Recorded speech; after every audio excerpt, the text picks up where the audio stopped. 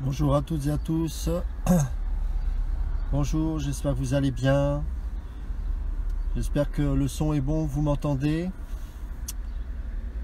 Bonjour, shalom Samuel. J'espère que tu vas bien. On attend un peu que les gens se connectent. Bonjour.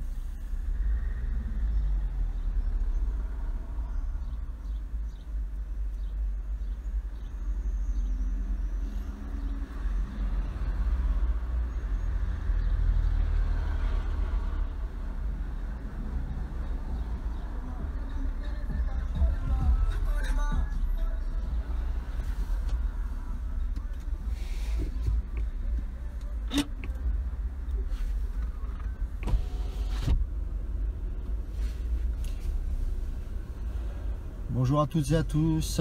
On attend encore un petit peu que les gens se connectent. J'espère que vous allez bien avec cette belle journée en France, en tout cas dans le Loiret.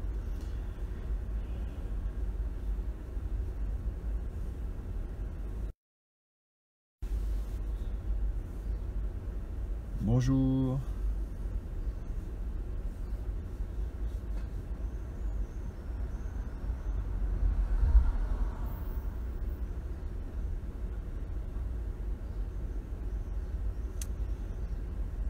Bonjour. Alors je voudrais vous partager une pensée que j'ai ce matin. Vous savez, il y a un passage dans le Cantique des Cantiques, notamment un verset qui revient de manière récurrente.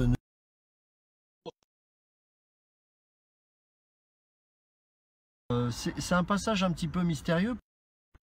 Alors pourquoi je dis ça? C'est parce que le mot en hébreu, quand il est dit « elle », ne laisse pas forcément suggérer que c'est la Sulamite qui doit susciter ou exprimer le désir d'être aimé par son prince ou son roi ou son époux, on va dire. Enfin son fiancé, pardon. Le mot hébreu peut laisser penser, alors on n'a pas forcément une certitude, mais ça peut laisser penser que c'est l'amour qui doit se réveiller pour se révéler. C'est pas forcément la Sulamite. Alors pourquoi je dis ça? Je voudrais vous encourager ce matin à non seulement vous laisser aimer de Dieu, mais à réaliser que l'amour de Dieu ne dépend pas de notre volonté à se vouloir laisser aimer de lui. Je répète, l'amour de Dieu ne dépend pas à ce que nous puissions exprimer le désir ou la volonté de l'aimer. Parce que si tel était le cas, eh ben, ce ne serait pas une illumination ni une révélation, ce serait tout simplement un juste retour des choses. Et c'est pas comme ça que ça marche avec Dieu. Cet amour est tellement mystérieux, tellement grand, tellement incroyable qu'aucun théologien n'a pu l'exprimer d'une manière parfaite et complète. Jésus est l'expression même de l'amour, bien évidemment. Et il faut savoir que ce Jésus-là n'a pas forcément enseigné doctrinalement l'amour, mais l'a vécu et l'a manifesté pleinement. Tous ceux qui par la suite sont devenus des disciples de Christ, contrairement à ce que certains évangéliques pourraient laisser croire, n'ont pas été disciples par leur propre volonté, mais par l'élection de la grâce. Certains d'entre eux ont eu beaucoup de mal à aimer Jésus. Certains, d'autres, l'aimaient. D'autres pensaient l'aimer. Mais lorsque l'Esprit leur a pleinement révélé qui était Christ à la Pentecôte et cet amour et ces dons qui se sont manifestés pour l'Église, qui est une des formes, une des expressions de l'amour de Dieu, ils ont compris qu'ils étaient bien loin de l'aimer correctement. Et je crois qu'on a besoin de comprendre, nous, en tant qu'enfants de Dieu, que on n'a pas à s'enorgueillir de dire, voilà, Dieu m'aime, parce que c'est une grâce. On n'a pas la capacité de l'aimer. Et même lorsqu'on est né de nouveau, on ne peut pas l'aimer Dieu par nous-mêmes. C'est pour ça que les Écritures nous disent « Nous l'aimons parce qu'il nous a aimés le premier ». Qu'est-ce que ça veut dire? Ça veut dire que cet amour, un peu comme dans le livre des Cantiques, chapitre 2, verset 7, il s'est réveillé, cet amour. Il s'est révélé, il s'est manifesté. Et pour certains d'entre nous, il s'est peut-être révélé à un moment où peut-être on le détestait. C'est-à-dire que nous n'avions pas rencontré Dieu, nous avons une notion de Dieu, mais de par notre manière de vivre, de par notre témoignage, nous manifestions une haine contre Dieu. Et je vais vous dire peut-être quelque chose qui va vous choquer, ça n'a pas empêché Dieu de vous aimer. Et l'amour ne dépend ni de notre capacité à l'aimer, ni de notre capacité à le chercher, et ni à notre capacité à l'accepter. Et aujourd'hui, on a un évangile parfois qui est exprimé de manière à ce que l'homme, d'une manière insidieuse, soit le sujet ou le centre de cet amour alors qu'il ne l'est pas, en aucune manière. Vous n'avez pas à faire quoi que ce soit pour que Dieu vous aime. Et ça, il faut que ça rentre dans nos têtes. Si tu te sanctifies, c'est pas parce que tu veux plaire ou aimer Dieu. C'est parce que la sanctification qui se manifeste au travers de toi est l'expression même et la révélation de l'amour inconditionnel de Dieu dans ta vie, qui se manifeste aussi au travers des dons et des grâces qu'il te communique et qui ne dépendent pas de toi ni de ta volonté humaine. Dieu t'aime et il n'a même pas à se justifier de l'amour qu'il a manifesté pour toi. Il t'aime parce qu'il a décidé de réveiller cet amour en toi. Indépendamment de ta capacité à l'aimer, de ta capacité à le servir, ou même de ta capacité à croire. La foi n'est pas le fruit d'une volonté humaine, mais de ce qu'un jour tu as pu entendre quelque chose par l'Esprit de Dieu, et qui a révélé l'élection de la grâce en toi alors que tu ne savais même pas à cet instant-là que tu étais élu par Dieu. Cet amour-là, mes amis, lorsqu'il se révèle et lorsqu'il est enseigné correctement, non seulement vous gardera dans l'humilité, mais vous permettra de le louer en esprit et en vérité. Les chants que l'on écoute sont de plus en plus charnels parce que, à force d'entendre un évangile où on doit accepter Jésus, où on doit faire ceci, où on doit même croire pour que l'onction se manifeste, etc., fait qu'à force d'entendre ça, tout ce qui sort, soi-disant de Dieu, n'est que parfois le fruit d'un mélange entre ce que l'on a entendu au fil des ans dans l'Église et la manifestation de notre chair. J'en veux pour preuve les vibes quand on chante. Les choses qui sont certes parfois émotionnelles et qui peuvent nous toucher et qui sont sincères.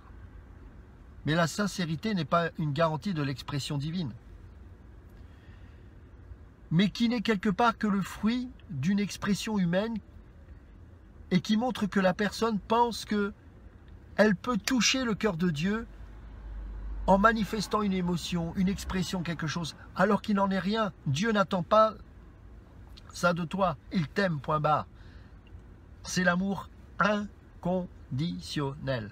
Et plus on va rentrer dans cette dimension, plus tout ce qui va sortir de notre bouche, que ce soit au travers des chants, que ce soit au travers de notre prédication, que ce soit au travers de notre regard sur les autres et sur nous-mêmes, sera pur, dénué de toute expression charnelle. Évidemment, c'est un processus, hein.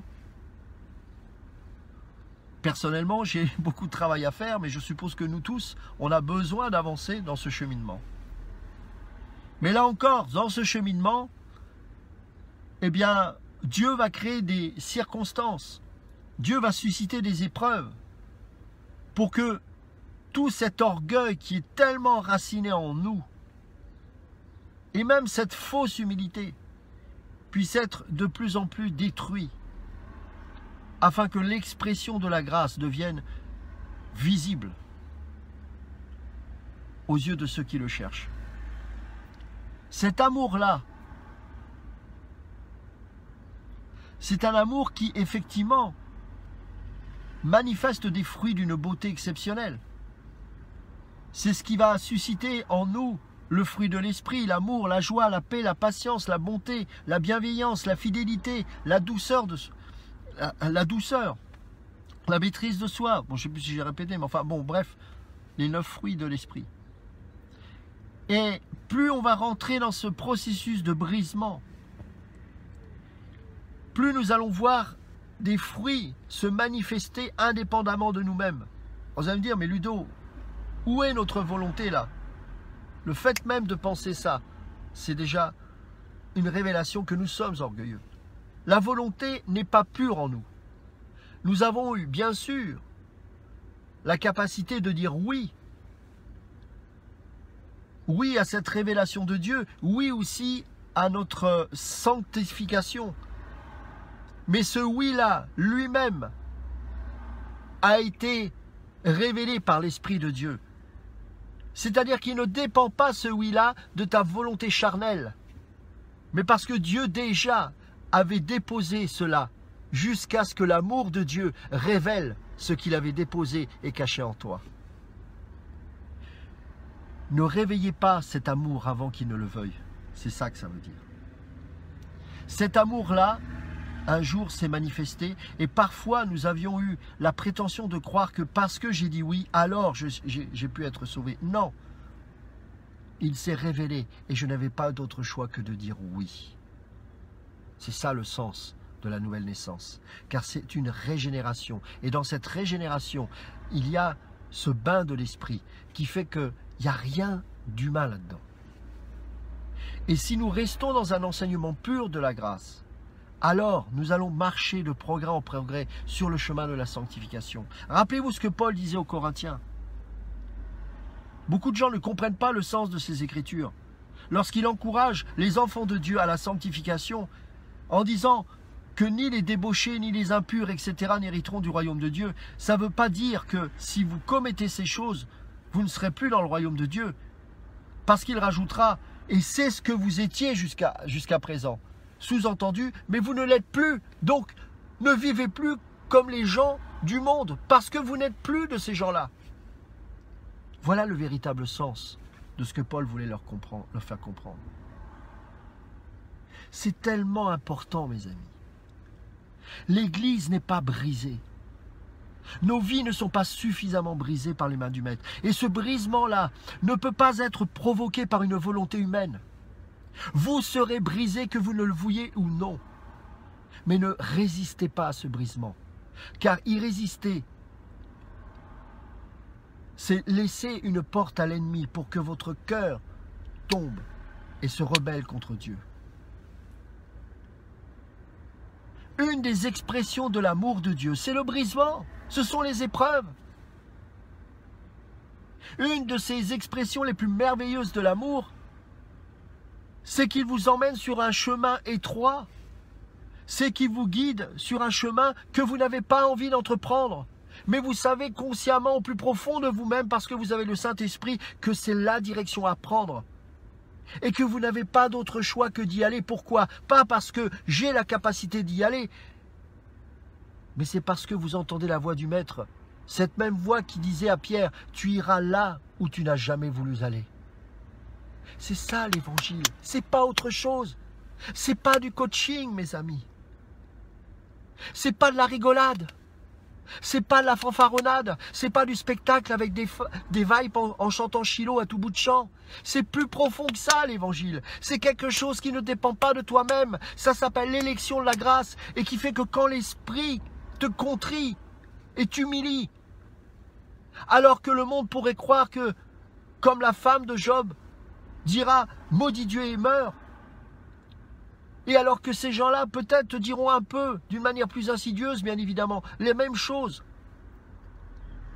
Tu ne pourras pas, toi, dire ce que eux disent sur ta propre vie. Parce que tu sais que bien que tu pleures, bien que tu souffres, c'est l'expression de l'amour de Dieu qui se manifeste dans ta vie. Mes amis,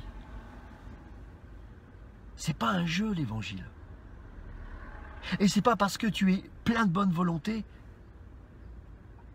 que tu seras capable d'accomplir la volonté divine. C'est impossible. Mais il va te briser. Il va te presser. Et le nectar de Dieu, le jus de Dieu qui est en toi et qu'il a déposé, alors va pouvoir être goûté. Le nectar de la vie divine va servir à la guérison d'autres personnes. Pas parce que tu as reçu un don particulier et que tu pourras brailler en imposant les mains, c'est pas de Dieu. Mais parce que l'expression et le caractère de Christ va être de plus en plus imprimé dans ta vie. Et ça va commencer à se voir. Et avant de vouloir goûter quelque chose, il faut déjà que ce soit plaisant à voir. Du point de vue charnel, j'entends. Eh bien, dans le monde spirituel, pour qu'un chrétien puisse avoir du goût, il faut qu'il soit pressé. Et il faut que ce jus-là, on puisse l'identifier en tant que jus, pour ensuite voir, oh, mais il y a quelque chose que j'ai envie de goûter chez lui. Et il ne va pas goûter tes dons. Quand bien même ils viennent de Dieu, il ne va pas goûter ton éloquence, ton charisme, ta richesse, ton coaching. Il va goûter Christ en toi. C'est très difficile de voir Christ dans Job. Et pourtant, il était dans les mains de Dieu. Ses amis qui, quelque part, amenaient une forme de condamnation, et c'est la raison pour laquelle, entre autres, Dieu les réprimandera, auraient dû voir l'expression de la grâce divine au travers de l'épreuve de Job. Ils sont passés à côté de ça. Et combien d'entre nous, nous pouvons juger nos frères et nos sœurs parce qu'ils souffrent? Oh, c'est que tu as certainement péché. Oh, c'est certainement parce que tu as fait quelque chose. N'as-tu pas pensé une seule fois qu'il se peut que ce soit l'expression de l'amour divin qui est en train de se manifester dans ce corps pourri pour te montrer combien toi, dans ta justice propre, tu n'es rien?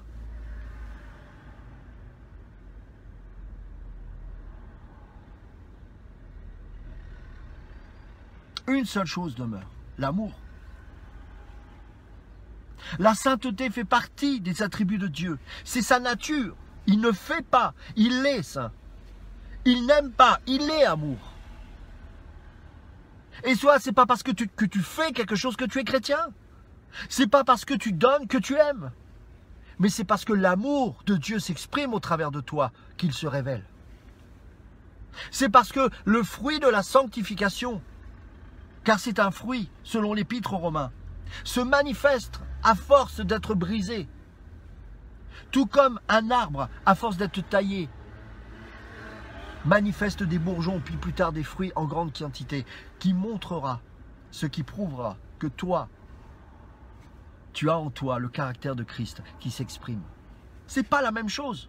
On n'est pas dans le faire, on est dans l'être. On a mal compris les épîtres de Paul. On a mal compris Jacques quand il parle de la foi en disant « Oui, mais regarde, il dit qu'il faut faire ceci, il faut faire cela. » Non, il nous encourage à rester dans le combat de la foi. Ce n'est pas un combat de faire, c'est un combat de foi. Et l'expression de la foi, c'est la sanctification. Mes amis, nous sommes entourés de gens qui soit vont exprimer un évangile à l'eau de rose, où on va mettre de côté l'expiation, on va mettre le côté pécheur que nous sommes, pour essayer d'atténuer les choses et de montrer qu'en nous il y a quand même malgré tout des bonnes choses. Nous allons voir aussi, comme je disais tout à l'heure, des coachs, des gens qui vont vous encourager à faire ceci, à faire cela. Vous avez la capacité de... Non, ce n'est pas l'évangile. Il n'y a qu'une seule prédication, c'est la croix. Tu peux rien comprendre de la fin des temps, c'est pas grave. Mais si tu ne comprends pas le message de la croix, tu es perdu. Je vois des gens se batailler. Oh, avant la grande tribulation, est-ce qu'on sera enlevé? Ou pendant, ou après, ou pas du tout? Bien sûr qu'il faut comprendre ces notions. Mais vous savez, il y a 2 ou 3 siècles, ce n'était pas aussi clair. La plupart des grands prédicateurs ne le prêchaient pas ou peu. mais ils prêchaient la croix. Ils savaient qu'ils allaient être dans les mains du maître du potier et que ça allait chauffer et que la chair allait, comment dirais-je, de plus en plus être détruite pour que l'expression de la grâce devienne une réalité dans la vie des chrétiens. Et c'est pour ça que l'Église aimait se sanctifier. C'est pour ça que l'Église comprenait le message de la croix. Comprenez que l'Église devait cramer à l'autel et ne plus en ressortir. Et le feu qui consumait ces choses faisait dégager le parfum du corps de Christ qui, au travers de son brisement, exprimait une adoration. L'adoration, ce n'est pas un chant. L'adoration, c'est quand tu crames sur le bûcher, quand tu crames sur l'autel et que ça sent le cramer, la chair qui brûle, eh bien l'adoration qui monte cela, honore Dieu, parce que cette adoration n'est pas issue de ta volonté propre à faire les choses, mais est issue du fait que tu acceptes d'aller sur l'autel et de te laisser consumer par l'amour de Dieu.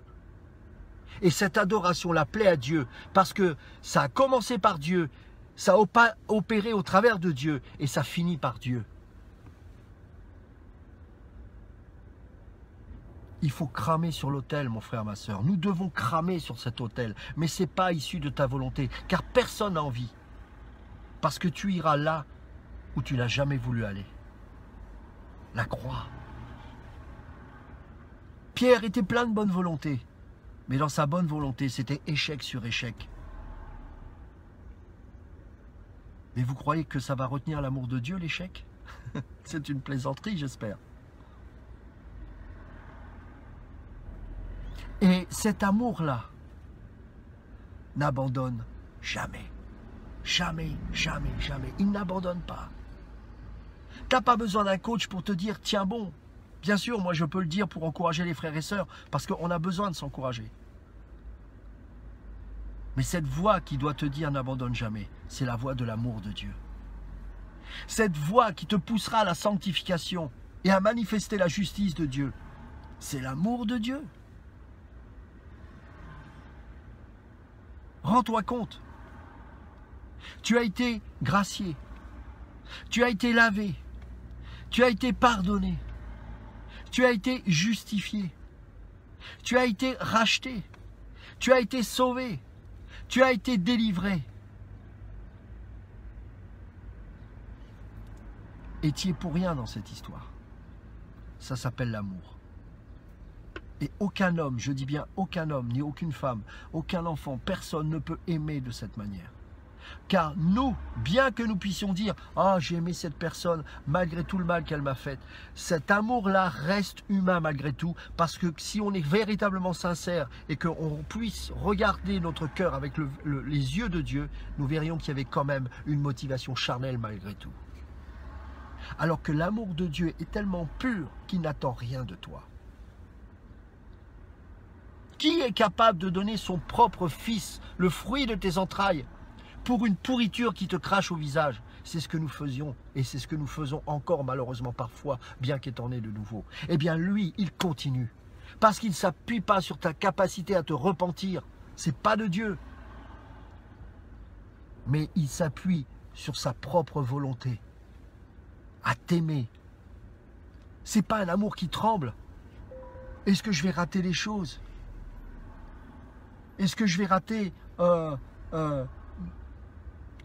cette opération? Non, la main de Dieu ne tremble pas. Elle est sûre et véritable parce que l'amour de Dieu est parfait. Quand la perfection opère, il y a une guérison parfaite.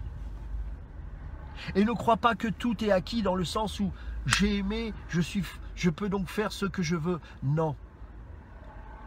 Le brisement et l'épreuve te permettra de rester dans les mains de Dieu parce qu'il sait combien toi et moi, nous sommes volatiles. Et parce qu'il t'aime, tu vas être tellement brisé que ça va te garder afin que tu fasses non pas ta volonté, mais celle de Dieu. Faire la volonté de Dieu, il n'y a pas de quoi s'en vanter. Puisque c'est Christ en nous qui s'exprime au travers de notre brisement. Faire la volonté, ce n'est pas un effort. Faire la volonté de Dieu, dire oui, c'est incliner notre cœur. Nous n'avions pas d'autre choix que de dire oui. C'est pas de dire, t'as vu, j'ai accepté Jésus, t'as rien accepté. Tu ne peux pas l'accepter. Cet amour est choquant. Personne ne peut comprendre l'amour de Dieu. Il a besoin, comme il est dit dans Cantique chapitre 2, verset 7, d'être réveillé. Ne réveillez pas cet amour par votre volonté humaine. Laissez l'amour de Dieu se révéler et d'accomplir son terme en vous, mes frères et sœurs. Arrêtez d'aller dans des endroits où vous allez ressortir regonflés, soi-disant avec des biceps spirituels parce que vous avez entendu une heure de message coaching. C'est pas ça l'amour. C'est pas ça, mes amis. L'amour de Dieu surpasse toute connaissance. Qu'est-ce que ça veut dire? Ça veut dire que ça dépasse notre capacité humaine. On ne peut pas recevoir cet amour de Dieu avec notre intelligence. Ce n'est pas possible. Avant même que tu dises oui, Dieu avait déjà déposé ce oui en toi. Et quand un jour, en son temps, il se révèle à toi, tu n'as pas eu d'autre choix que de dire oui, amen.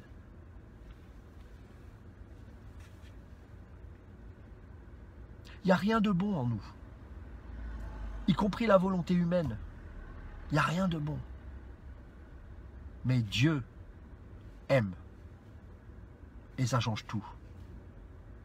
Ça va changer ta perception sur toi-même. Ça va te donner une nouvelle identité. Et quand les gens se moqueront de toi, parce que peut-être que tu as, comme Job, des épreuves qui font fuir les autres, tu ne seras pas tremblant. Et comme Job, tu pourras dire, je suis juste, je peux défendre ma cause envers Dieu. Pas parce que je suis un mec super, mais parce que je sais qui je suis. Et alors que les autres sont orgueilleux, ils vont dire de lui, tu es orgueilleux. Parce que qui es-tu devant Dieu pour dire que je suis juste? Mais parce que je le suis. Parce que Job savait qu'il ne l'était pas seulement parce qu'il faisait les choses, mais parce que ce qu'il faisait était l'expression de la justice de Dieu au travers de lui. Et c'est ça ce que les hommes ne comprennent pas. On a trop de Job autour de nous, il faut dégager tout ça. On a trop de des amis de Job autour de nous. On a trop d'amis de Job aussi dans notre cœur. Il faut nettoyer ces « Ah, mais je pense que c'est parce que j'ai fait ça que… » Non, tout ça du balai. Seigneur, nettoie tout ce qu'il y a d'orgueilleux en moi, qui laisse penser que finalement je ne suis pas si mauvais que ça. Afin que l'expression de la grâce devienne une réalité dans ma vie. Afin que cet amour-là me confonde de plus en plus. Et alors, parce que je vais commencer à me laisser véritablement aimer de Dieu, sans y mettre ma volonté humaine, je vais commencer à me débarrasser de ces choses qui étaient des béquilles dans ma vie. Je suis malheureux avec mon époux, alors je compense par d'autres choses. Je suis malheureux avec mon épouse, alors je vais sur des sites malsains. Est-ce que pour autant Dieu ne t'aime plus?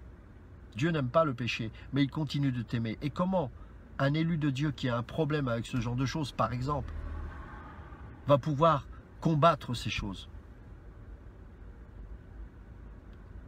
Parce que Dieu va l'éprouver. Ça va faire mal jusqu'à ce qu'il soit totalement nettoyé de ces choses. Afin qu'il puisse non plus s'appuyer sur ses béquilles quand ça va mal, quand son mari va mal ou quand sa femme va bien ou va mal, mais qu'il puisse être toujours imprégné de Christ, y compris dans son expression.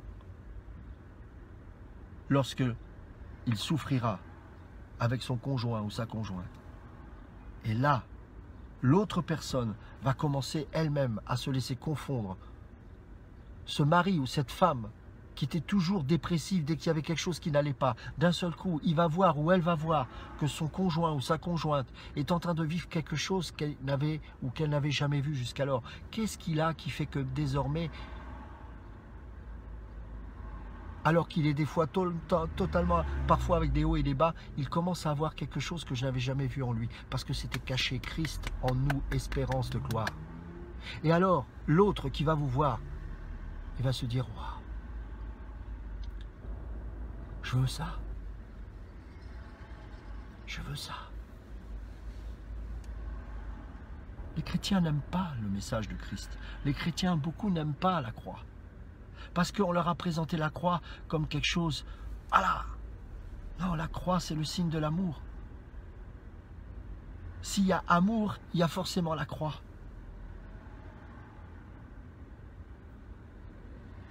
L'amour, c'est pas quelque chose de gna-gna. C'est violent, l'amour. C'est pour ça qu'il dit, ce sont les violents qui s'emparent de l'amour. Pourquoi ? Parce que l'amour est violent, l'amour est choquant. L'amour de Dieu va balayer et détruire notre chair à 100%. Ça prendra 10 ans, 20 ans, 30 ans jusqu'à ce que tu sois enlevé. Mais ça se fera, que tu le veuilles ou non. Il va produire en toi le vouloir et le faire. Tu auras l'impression que Dieu n'est plus là et tu crieras, tu diras Seigneur, mais où j'en suis? Pourquoi m'as-tu abandonné? Alors qu'il n'a jamais été aussi présent qu'à cet instant-là. Mais il y a des choses que tu n'es pas en capacité de comprendre parce que ta chair est vivante. Mais malgré ça, Dieu est serein parce qu'il sait exactement où il va aller avec toi. Et quand tu sortiras victorieux par la grâce de Dieu de cette épreuve, tu comprendras que, waouh, comme Job, jusque-là, j'avais entendu parler de toi, mais maintenant, mon œil t'a vu.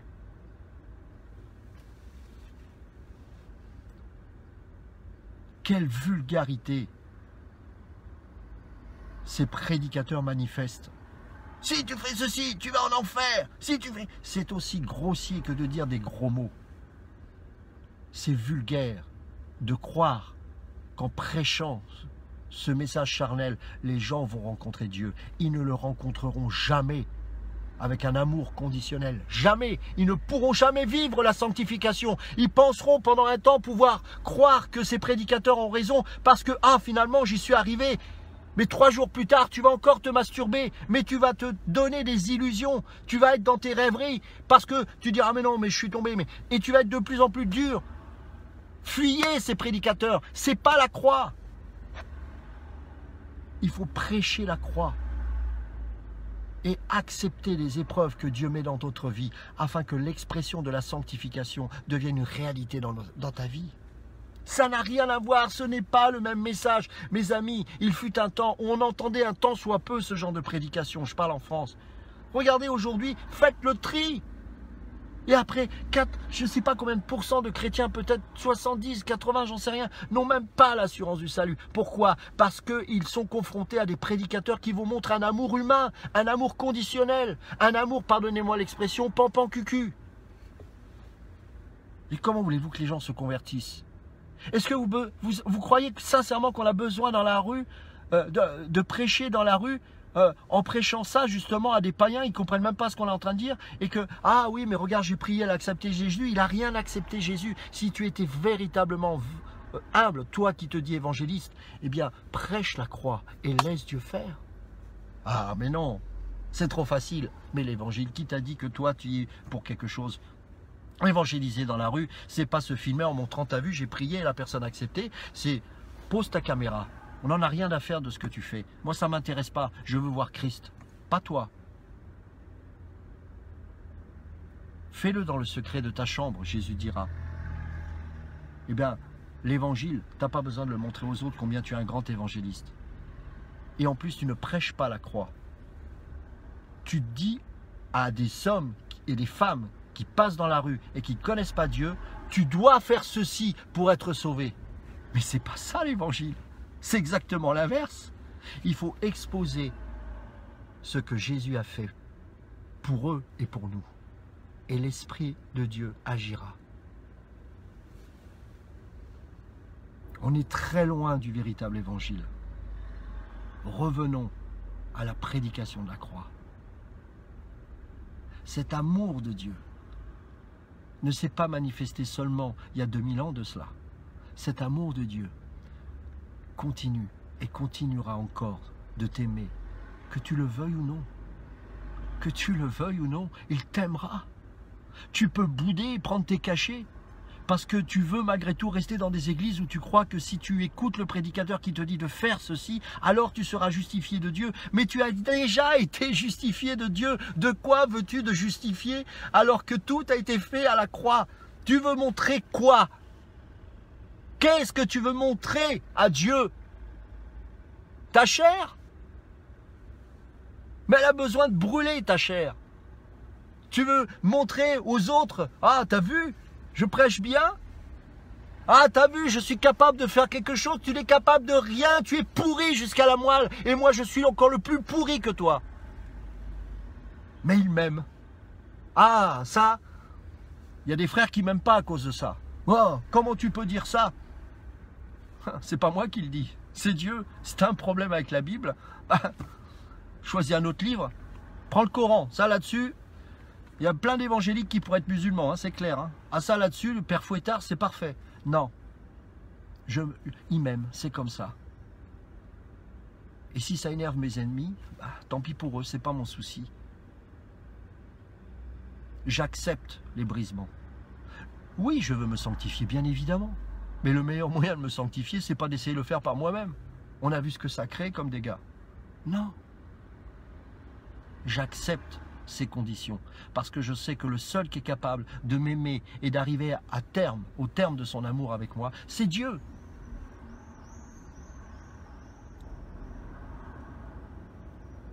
La chenille a besoin de devenir papillon. Ne crois pas que la chenille d'elle-même se transforme dans cette chrysalide. Il y a eu des scientifiques qui ont fait des études et qui ont montré que dans tout son corps et dans tout ce processus de transformation, il y a une prédestination à la transformation au niveau génétique. C'est incroyable, c'est divin, c'est miraculeux. C'est-à-dire qu'en toi, il y a les gènes de Dieu qui vont susciter ce processus de transformation. Donc c'est même pas de toi, mon ami. La nature t'enseigne ces choses-là et tu continues à croire que parce que tu fais des choses, tu seras agréé de Dieu. Non, non, non, ce n'est pas l'évangile. Ce n'est pas l'évangile.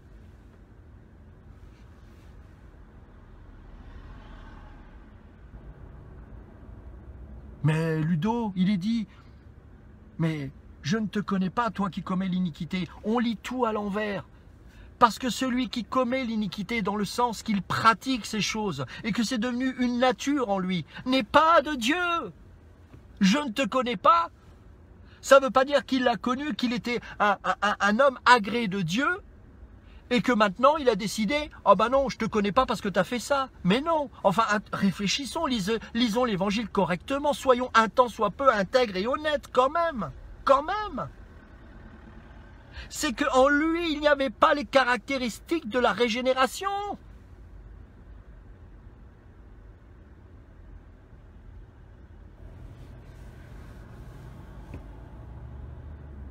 J'ai 4 enfants, c'est pas facile. On doit se battre contre le monde. On doit se battre à tous les niveaux. Faire attention où ils doivent aller parce qu'ils sont chrétiens, ils sont des enfants de Dieu, donc ils n'ont pas la notion du danger. On doit leur rappeler des choses. C'est un combat. Mais en même temps, je vais vous dire une chose. Je sais que Dieu agit dans leur vie, malgré même mes imperfections. Malgré, car je dis malgré, sciemment, mon désir de faire des bonnes choses. Je ne fais pas des cultes le soir avec mes enfants pour qu'ils deviennent chrétiens. Je fais des cultes le soir avec mes enfants parce que nous sommes chrétiens. Est-ce que vous comprenez ça? Est-ce que vous comprenez ça? Les fils et les filles de pasteurs. Beaucoup sont dans les souffrances et pourtant, pour certains d'entre eux, il y avait une discipline et c'est légitime. Et on doit discipliner nos enfants dans l'amour, dans la correction, c'est parce que c'est une des formes de l'expression d'amour de Dieu, donc qu'on manifeste en tant qu'autorité dans la famille. Je suis d'accord avec ça. Mais si les enfants sentent que l'on fait ça pour qu'ils deviennent un jour chrétiens, alors qu'ils le sont, tant qu'ils n'ont pas encore la liberté de choisir, de recevoir l'esprit qui va les incliner à dire oui, pour être plus juste, eh bien, ils sont dans le royaume de Dieu, dépendants de nous, au bénéfice de notre foi et de notre salut en Jésus-Christ. Donc, si je les enseigne, en leur mettant la pression, en leur faisant croire que, allez, il faut faire des cultes et tout, parce que, voilà, On doit être en tant qu'enfant de Dieu, on doit faire ces choses. Mais ça ne va pas les encourager. Ça doit être un fruit. Mais si vous faites ça, parce que c'est la nature de Dieu qui s'exprime au travers de vous, à quoi on reconnaît une famille de Dieu? C'est parce qu'il y a Dieu partout. C'est parce qu'on est rempli de Dieu. Et c'est pas parce qu'il y en a un qui va jouer au foot ou à Xbox, comment ça s'appelle, FIFA ou des trucs comme ça, que pour autant ils ne sont pas chrétiens. Ah, il y en a d'autres, on va être plein d'interdits. Je ne vais pas au cinéma, je ne suis pas pour non plus. Hein, mais je ne vais pas au cinéma, je ne vais pas ceci. Mais le problème, c'est que ce n'est pas d'aller au cinéma ou pas aller au cinéma. Déjà, c'est qu'est-ce qu'on y va faire exactement. Mais c'est de dire, est-ce que Christ est véritablement là? Il y a des gens qui sont plein d'interdits dans les foyers. On ne fait pas ci, on ne fait pas ça, mais il n'y a pas Dieu. Ah bah il y a des petits panneaux, il y a des consignes, on fait les cultes, on prie, machin, mais il n'y a pas Dieu. Il y en a d'autres, bah, c'est beaucoup moins religieux, mais beaucoup plus vivant. Parce que tout ce qu'ils font au sein même de la famille, c'est parce que c'est l'expression de l'amour de Dieu qui se révèle au travers de ce foyer. Ça change tout. Vous allez me dire, c'est vrai que visuellement, c'est pas toujours facile à voir, mais au bout d'un certain temps, l'Esprit nous montre qu'il y a vraiment la vie Zoé.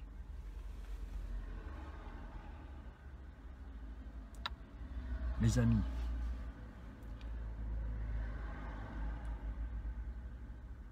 quoi que tu fasses, même si tu ne veux pas, tu es aimé de Dieu. Tu es aimé de Dieu. Et ne t'enorgueillis pas de ce que tu as pu comprendre peut-être quelque chose et que d'autres n'ont pas encore compris. Parce que ces mêmes personnes qui t'observent, que toi tu regardes de ta hauteur pensant que tu es mieux qu'eux, ou que tu as compris plus de choses qu'eux, dans certains domaines, ils sont 10 fois plus mûrs que toi. Donc si on joue à ce jeu-là, on est tous perdants. La vie chrétienne est une course, pas dans le sens du salut, mais dans le sens que nous marchons de progrès en progrès. Et vous savez, il arrive parfois que quelqu'un qui est sur le point de gagner une course, parce qu'il a terminé son marathon en étant le premier, il est sur le point de dépasser celui qui pour l'instant est devant lui, mais il sait qu'il va le dépasser et le vaincre parce qu'il est dans un état où bientôt ses muscles ne répondront même plus aux ordres que ce cerveau est censé lui donner pour qu'il puisse aller à terme de sa course. Eh bien alors qu'il le voit en train de décliner et que lui-même va gagner cette course, il va s'arrêter, le prendre avec lui et arriver au bout avec lui. Quittez ces églises de coach. Il faut faire ci, avec des listes, il faut faire ça, il faut machin, comment ceci, comment cela. Mais ce n'est pas ça l'évangile. Accepte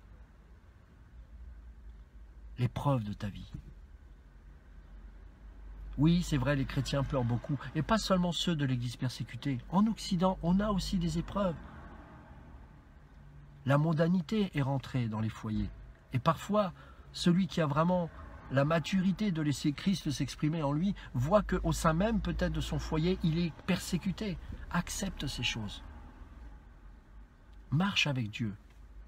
Toute chose concourt au bien de ceux qui aiment Dieu. C'est un verset tellement facile à réciter, mais tellement difficile à vivre. Parce qu'on a beau se répéter 50 fois ce verset, quand tu pleures parce que c'est dur tous les jours, tu te dis, mais est-ce que cette parole est vraie? Oui, elle est vraie. Et un jour, tu comprendras ô combien cette parole était vraie. Et tu diras, waouh, Seigneur, merci. Tu as permis que je n'aille pas au-delà de mes forces, que je ne te maudisse pas. Tu as permis que je ne sombre pas dans le péché par découragement. Et maintenant que cette épreuve est terminée, que par ta grâce, et je dis bien par ta grâce, tu m'en as fait victorieux. J'ai compris quelque chose que je n'avais pas compris avant. L'épreuve de Job, nous la vivons tous. Jusqu'alors, j'avais entendu parler de cet amour. Mais comme Salomon l'écrira dans le Cantique des Cantiques, ne réveillez pas l'amour avant qu'elle ne le veuille. Et en hébreu ici, peut laisser suggérer, c'est pas forcément la sulamite, mais ça peut être l'amour. Laisse l'amour se réveiller de lui-même en toi. Et cet amour-là, c'est Jésus. Laisse-toi aimer de Dieu. Crois seulement. Et tu verras et tu comprendras plus tard ce que aujourd'hui tu n'es pas en mesure de comprendre, mais que malgré tout, tu peux avoir cette certitude que tu es entre les mains de Dieu et que ce qu'il a commencé en toi, il l'achèvera. Soyez bénis, mes frères et sœurs. Et pour ceux qui sont peut-être un petit peu perdus au travers de tout ce qu'ils peuvent entendre, de prédications bizarres, sachez qu'il faut revenir à notre premier amour. La première fois que nous avons entendu l'amour de Dieu et qu'il s'est révélé à nous, il n'y a pas eu cet amour conditionnel. La première fois, alors que j'étais même pas né de nouveau, et j'étais invité alors que j'allais à l'église, j'ai accepté Jésus comme on faisait croire que parce que j'avais levé la main, j'étais sauvé. Je n'étais pas du tout sauvé. Pas un iota de salut en moi. Je levais la main, je comprenais le message. Même le message, je le comprenais. Je levais. On m'a dit, t'es sauvé. Je ne comprenais pas. Il n'y avait rien qui était changé. Et un jour, je suis allé dans une salle. Le pasteur m'avait invité. J'avais même pas envie d'y aller. Je ne voulais même pas y aller. J'y suis même pas allé par ma propre volonté. Je ne comprends même pas pourquoi je suis allé dans cette salle. Et le jour, là, j'ai compris que j'étais né de nouveau. Mais parce que j'ai entendu des mauvais enseignants. J'ai mis des années à comprendre que c'était à ce moment-là que j'étais né de nouveau. Mais j'ai compris, parce que j'ai eu la grâce d'être bien enseigné par la suite, que ce qui m'était arrivé était une rencontre personnelle avec le Messie. Et que ma vie allait être transformée. Je pensais que j'allais être plus heureux par la suite. Ça a été des combats, mais Dieu était en train d'agir. Ce jour-là, j'ai senti l'amour de Dieu, comme une huile qui a traversé mon corps. Je ne voulais même pas pleurer, mais je pleurais. J'avais peur qu'on me regarde. Je me disais, mais j'ai honte. Et je sentais toute la boue qu'il y avait dans mon cœur. Je n'ai pas eu besoin de me repentir. De me repentir de quoi? Je me croyais juste. J'allais pas me repentir, alors je me croyais juste. Mais quand l'Esprit de Dieu s'est révélé, j'ai vu toute la boue que j'avais accumulée depuis ma naissance, toute la saleté qu'il y avait en moi. Et qu'est-ce qui a fait que spirituellement j'ai senti que cette saleté était en train de sortir? Je ne me suis pas repenti. C'est Christ qui m'a nettoyé. C'est pas pareil. C'est Christ qui m'a nettoyé. Et après j'ai compris que dans la vie chrétienne, eh bien maintenant, il faut marcher de progrès en progrès, parce que il m'a fait goûter ce que le salut a opéré, ce que l'œuvre de la croix a opéré dans ma vie. Mais maintenant, il va falloir l'expérimenter jour après jour. Et là encore, c'est l'œuvre du Saint-Esprit. Pour chacun d'entre nous, ça doit être ça. Pas par rapport à mon témoignage, mais par rapport au fait que c'est Dieu qui est l'auteur de notre salut. Et c'est Dieu qui est l'auteur de notre sanctification.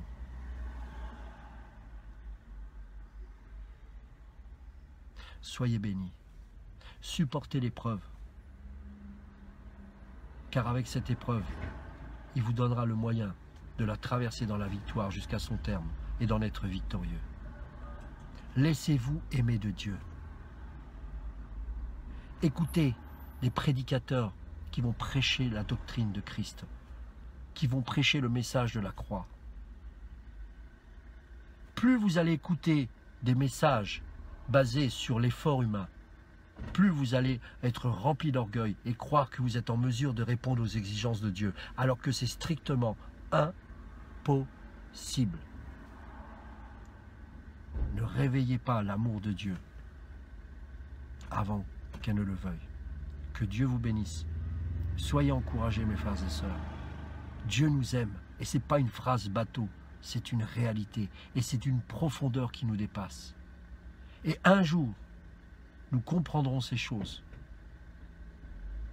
car seul l'amour subsistera au ciel. Soyez bénis et à bientôt.